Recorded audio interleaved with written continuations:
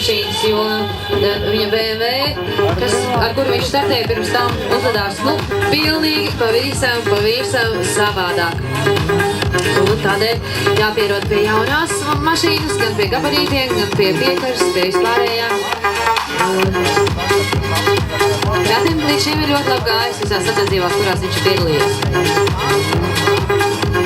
Pirmajā posmā, ja nemaldos, viņš bija 3. un 2. posmā 2.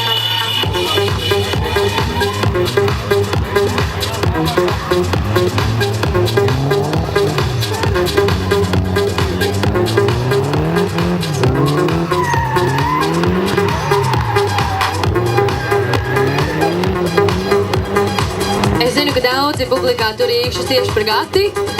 Tāpēc tagad, kurš trasta ir beigta, vēl atlicis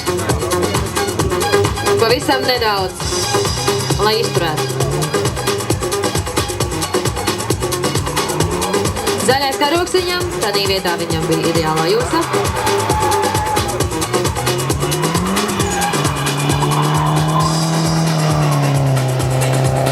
Un lielais ovāls gata izpildījumā.